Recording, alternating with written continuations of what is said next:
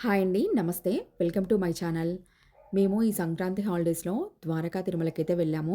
మేముండేది పాల్వంచలో, Bhadradri Kothagudem district. Palvancha నుంచి ద్వారకా తిరుమల వెళ్ళడానికి 120 కిలోమీటర్లయితే ఉంటుంది దూరం. మేము వెహికల్‌లో వెళ్ళాం కాబట్టి 3 అవర్స్ టైం పట్టిద్ది. ఎవరైనా బస్సులో వెళ్ళాలి అనుకుంటే మార్నింగ్ 7:30కి భీమడోలు బస్సు ఉంటుందండి.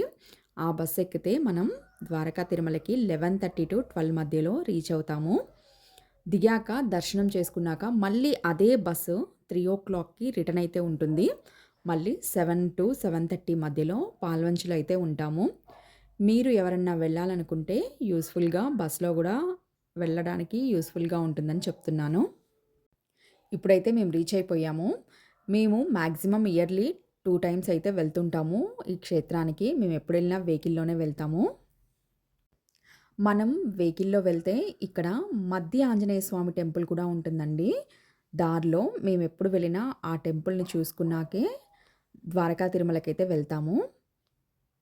ఇక్కడికి రీచ్ అవ్వగానే ఫస్ట్ కార్ పార్కింగ్ చేసేసి కేశఖండనశాల తలనీలాలు తీయించుకోవడానికైతే వెళ్తూ ఉంటారు. ఇది పార్క్ చేసే ప్లేస్ అండి. కార్ పార్క్ చేసే ప్లేస్. ఇది కేశఖండనశాల. లేడీస్‌కి, జెంట్స్‌కి సెపరేట్‌గా ఉంటుంది. మనం వెంట్రుకలు స్వామికి ఇచ్చాక స్నానం చేయడానికి వాటర్ పైప్‌లైన్ ద్వారా ఉంటుందండి. వాటర్ పైప్‌లైన్ ద్వారా వస్తుంటది. లోపలంతా క్లీన్‌గా, నీట్‌గా ఉంటుంది. చాలా బావుంటుంది. ఇది మొత్తం బయట వ్యూ అండి. ఆంధ్రప్రదేశ్ రాష్ట్రం ఏలూరు జిల్లా ద్వారకా తిరుమల మండలంలో ఈ క్షేత్రం అయితే ఉందండి. ఇక్కడ నేను చూపించినట్టు స్వామివారు స్వయంభూగా వెలిసారు. వెంకటేశ్వర స్వామివారు ముందు ఉన్న విగ్రహం స్వామివారు స్వయంభూగా వెలిసింది. వెనకాలన్నటువంటి విగ్రహం ప్రతిష్ఠించిందండి మునులు. ఇక్కడ శేషాద్రి కొండపై శ్రీ వెంకటేశ్వర స్వామి కొలువుదీరి ఉన్నారు. ఇది ఉభయ గోదావరి కృష్ణా జిల్లాల్లో చాలా ప్రసిద్ధి చెందిన దేవాలయం. ముందు కనిపిస్తున్న స్వామి స్వయంభూ వక్త, వెనకాల స్వామి ప్రతిష్ఠించిన స్వామి. ఇక్కడ మా పాప నేను ఫొటోస్ అయితే దిగుతూ ఉన్నాము. ఈ టెంపుల్ అయితే చాలా బాగుంటుంది. మస్ట్ అండ్ షుడ్ కంపల్సరీగా విజిట్ చేయండి. ఇది మనకి కనిపించినటువంటి సుదర్శన తీర్థం. స్వామివారిని దర్శించే ముందు ఈ సుదర్శన తీర్థంలో స్నానమాచరించిన తర్వాతనే స్వామిని దర్శించుకుంటూ ఉంటారు. కానీ ఇప్పుడైతే ఎవరు ఇక్కడ స్నానాలు చేయట్లేదు. అందరూ కేశఖండనశాలలోనే పైపుల ద్వారా వచ్చే వాటర్తో స్నానమాచరించిన తర్వాత ఇక్కడికి వచ్చి దర్శనం చేసుకుంటున్నారు. వాటర్ కూడా ఇప్పుడు అంత క్లీన్‌గా లేవు. కానీ ఎవరైనా వెళ్ళాలి అనుకుంటే తల మీద కొన్ని వాటర్ చల్లుకొని తర్వాత స్వామి దర్శనానికైతే వెళ్ళండి. మేము వెళ్ళినప్పుడు ఇక్కడ కొన్ని కన్‌స్ట్రక్షన్ వర్క్ కూడా జరుగుతూ ఉంది. బాగా రష్ ఉంది. Holidays time. మిగతా టైంలో అంత రష్ ఉండదు ఎప్పుడు. కానీ ఇప్పుడు హాలిడేస్ కాబట్టి ఫుల్ రష్ ఉంది. మేము ఒక ₹100 టికెట్ అయితే పర్ హెడ్ తీసుకొని వెళ్ళాము. దర్శనం ఒక 1 అవర్‌లో అయితే అయిపోయింది. మిగతా టైంలో అసలైతే ఏం అవసరం లేదు. వెంటనే అయిపోద్ది దర్శనం. ఇది సెల్ ఫోన్ కౌంటర్. ఆలయంలోకి మొబైల్స్, కెమెరాస్ నాట్ అలౌడ్. ఎవరైనా వెళ్ళే ముందు అక్కడ డిపాజిట్ చేసి అయితే లోపలికి వెళ్ళాల్సి ఉంటుంది. ఇది తూర్పు ద్వారం. మనం ఇక్కడి నుంచి లోపలికైతే ఎంటర్ అవుతాము. ఇక్కడ విజిట్ చేసి 1 నైట్ స్టే చేయాలి అంటే కూడా రూమ్స్ అవైలబుల్‌గా ఉన్నాయి. దేవాలయం రూమ్స్ అయితే తెలియదు.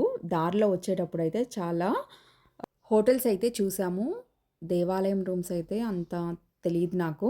ఇక్కడ స్థల పురాణం కూడా చూడవచ్చు. నేను ఈ క్షేత్రం యొక్క స్థల పురాణం గురించి కూడా ఇప్పుడు నేను మీకు వివరిస్తాను. పూర్వకాలంలో ఈ క్షేత్రమునందు ద్వారక అనే మహర్షి నివసిస్తూ ఉండేవారు. ఆయన వెంకటేశ్వర స్వామి అనుగ్రహం కోసం తపమును ఆచరించేవాడు. ఆయన తపఃఫలితంగా శ్రీ స్వామివారు ప్రత్యక్షమయ్యి ఏం వరం కావాలి అని అడగగా, స్వామి నీ పాదసేవ తప్ప మరి ఏ వరము నాకు అవసరం లేదు అని చెప్పగా వెంకటేశ్వర స్వామివారు ఇక్కడ స్వయంభూగా వెలిసి ఉన్నారు. స్వామి తన పాదసేవను ద్వారకా మహర్షికి అనుగ్రహించెను. ద్వారకా మహర్షి చాలా కాలము తపమును ఆచరించిన కారణముగా ద్వారకా మహర్షిపై వల్మీకము పుట్ట ఉద్భవించెను. అందువలన శ్రీ స్వామివారి నాభి అధోభాగము అంటే పొట్ట కింది భాగము మరియు ద్వారకా మహర్షి వల్మీకమునందు నిగూఢమై ఉండెను.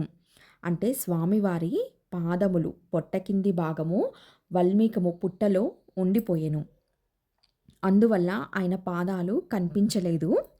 తర్వాత కొంతకాలమునకు ఇతర ఋషులు విష్ణుమూర్తి ఆరాధనలో పాదసేవ కదా ప్రధానం, ఆ పాదసేవ లేనిదే మేమెట్లా తరించవలనని శ్రీ స్వామివారిని ప్రార్థింపగా మరి ఒక విగ్రహమును ప్రతిష్ఠించవలసినదిగా ఋషులకు స్వామి ఆనతినిచ్చెను.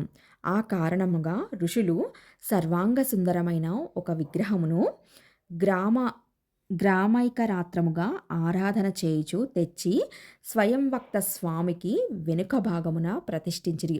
స్వయంభూగా వెలిసిన స్వామి ముందు ఉంటారు, ప్రతిష్ఠించిన స్వామి వెనుక భాగమున ఉంటారు. ఒకరు స్వయంవక్త స్వామి, మరొకరు ఋషులచే ప్రతిష్ఠించబడిన అర్చామూర్తి. ఈ విధముగా ఒకే విమానమునందు ఎక్కడనూ లేని విధముగా ఇద్దరు ధ్రువమూర్తులు ఉండుట విశేషమై ఉన్నది ఈ క్షేత్రమున. ఈ ద్వారకా తిరుమల క్షేత్ర విశేషములు ఇక్కడ స్వామివారు దక్షిణాభిముఖముగా ఉండుట. అంటే ద్వారకా మహర్షి ఉత్తరాభిముఖముగా కూర్చుని తపస్సు చేయడం వల్ల స్వామివారు దక్షిణాభిముఖంగా వెలసి ఉండను. ఇంకా ఒకే గర్భాలయంలో ఇద్దరు ధ్రువమూర్తులు ఉండుట. స్వామికి స్నపనము నిషేధమై ఉండుట. ఎందుకంటే ఇక్కడ కింద భాగములో పుట్ట ఉన్నది కనుక ఏ అభిషేకము ఇక్కడ చెయ్యరు. ఒక సంవత్సరంలో వైశాఖ మాసము మరియు ఆశ్వీజ మాసములలో 2 పర్యాయములు బ్రహ్మోత్సవంలో నిర్వహించుట. వైశాఖ మాసంలో స్వయంవక్త స్వామి, ఆశ్వీజ మాసంలో ప్రతిష్ఠించిన మూర్తి ఉండడం వల్ల సంవత్సరంలో ఇక్కడ 2 సార్లు బ్రహ్మోత్సవాలు నిర్వహిస్తూ ఉంటారు. ఎప్పుడైనా వైశాఖ మాసము కానీ ఆశ్వీజ మాసము కానీ అధిక మాసము వచ్చిన ఎడల ఆ సంవత్సరమున 3 పర్యాయములు బ్రహ్మోత్సవాలు నిర్వహించుట మరి ఒక విశేషమై ఉన్నది. ఈ క్షేత్రమున ఋషులు శ్రీ స్వామిని తిరుమల నుండి తెచ్చి ఇచ్చట ప్రతిష్ఠించిన కారణముగా తిరుమల క్షేత్రమును పెద్ద తిరుపతి అను, ఈ ద్వారకా తిరుమల క్షేత్రమును చిన్న తిరుపతి అను పిలువపడుతూ ఉంది. ఇక్కడ ప్రతిష్ఠించినటువంటి అర్చామూర్తిని వెంకటేశ్వర స్వామి వారిని పెద్ద తిరుపతి నుండి తీసుకొచ్చి ఇక్కడ ప్రతిష్ఠించారు. అందువలన ఈ క్షేత్రమును చిన్న తిరుపతి అని కూడా అంటారు. చాలామందికి ద్వారకా తిరుమల కంటే చిన్న తిరుపతిగా ఎక్కువగా ప్రసిద్ధి చెందింది. ఇక్కడ తిరుమలలో ఎటువంటి మొక్కు మొక్కినను అక్కడికి వెళ్ళి తీర్చుకోలేనటువంటి భక్తులు ఈ ద్వారకా తిరుమల చిన్న తిరుపతి క్షేత్రానికి వచ్చి తీర్చుకుంటూ ఉంటారు. కానీ చిన్న తిరుపతిలో మొక్కినటువంటి మొక్కును మాత్రం చిన్న తిరుపతిలోనే తీర్చుకోవాలని ఇక్కడ ఐతిహ్యం. ఇక్కడ ఉన్నటువంటి శ్రీవారిని శ్రీరామచంద్రుడు, వారి తండ్రి దశరథ మహారాజు, వారి తాతగారు అజమహారాజు వారి వారి కాలముల యందు దర్శించినట్లుగా అనుసృతముగా ఇక్కడ వినబడుచున్నది. ఈ క్షేత్రము యందు శ్రీ స్వామివారి యొక్క నిత్యోత్సవ, పక్షోత్సవ, మాసోత్సవ, ఐనోత్సవ, సంవత్సరోత్సవములు శ్రీ వైఖానస ఆగమమును అనుసరించి నిర్వహించబడుచున్నవి. పుణ్యభూమియగు భరతఖండమునందు గల దివ్యస్థలములలో, దివ్యక్షేత్రములలో ద్వారకా తిరుమల క్షేత్రము పురాతనమై పురాణ ప్రసిద్ధి అయి వెలసియున్నది. ఈయది స్వయంవక్త స్థలము. పూర్వము ఈ క్షేత్రము వెంగిరాజులచే పరిపాలించబడిన ఆంధ్రదేశములో పవిత్ర గౌతమి కృష్ణవేణి నదుల మధ్య భాగమున శేషాకృతి కలిగిన రమణీయమైన కొండ శిఖరముపై ఉన్నది. నిత్యము వేల కొలది యాత్రికులు ఇక్కడ ఉన్నటువంటి స్వామివారిని దర్శిస్తూ ఉంటారు. ఈ క్షేత్రము ద్వారకా మహర్షి వల్ల ఏర్పడుట వలన ఆయన పేరు మీద ద్వారకా తిరుమల అని ప్రసిద్ధి చెందింది. మనము ఈ క్షేత్రములో లోపలికి వెళ్ళగానే ఫస్ట్ లక్ష్మీ అమ్మవారిని దర్శించుకుంటాము. తరువాత ఒక చిన్న కిటికీ ద్వారా గోదా అమ్మవారిని దర్శించుకుంటూ ఉంటాము. అలా ఎందుకు పెట్టారో నాకైతే తెలియదు. అమ్మవారిని మనం ఎంటర్ అవ్వగానే లక్ష్మీ అమ్మవారు ఉంటారు. గోదా అమ్మవారిని మాత్రం కిటికీ ద్వారా దర్శించుకోవాలి. అందరూ అక్కడికి వెళ్ళగానే మర్చిపోతారు. కంపల్సరీగా ఒక కిటికీ ద్వారానే మాత్రమే గోదా అమ్మవారిని దర్శించుకోవాలి. స్వామివారు మాత్రం ముందు స్వయం వక్త స్వామి, వెనక అర్చామూర్తి ఉంటారు. స్వామివారు లోపల ఎలా ఉన్నారో ఇక్కడ మనకి బయట కూడా చూడవచ్చు. ఇక్కడ ఎలా ఉన్నారో లోపల కూడా అలానే ఉంటారు. ఏమైనా జనాల వల్ల చూడలేకపోయినా ఇక్కడ మనం ప్రత్యక్షంగా క్లియర్‌గా చూడవచ్చు. ముందు ఉన్నటువంటి వారు స్వయంభూగా వెలిసిన వెంకటేశ్వర స్వామివారు. వెనుక ఉన్నటువంటి వారు ఋషులు ప్రతిష్ఠించబడినటువంటి స్వామివారు. చాలామంది జనాలు ఉంటే ఇక్కడ ఈ క్యూ కాంప్లెక్స్‌లో చైర్స్ కూడా ఉంటాయి. ఇక్కడ కూర్చోబెట్టి తర్వాత లైన్ క్లియర్ అయిన తర్వాతనే పంపిస్తూ ఉంటారు. ఇక్కడ ప్రతిరోజు నిత్య కళ్యాణాలు జరుగుతూ ఉంటాయి. కళ్యాణం టికెట్ ధర 1500 ఉంటుంది.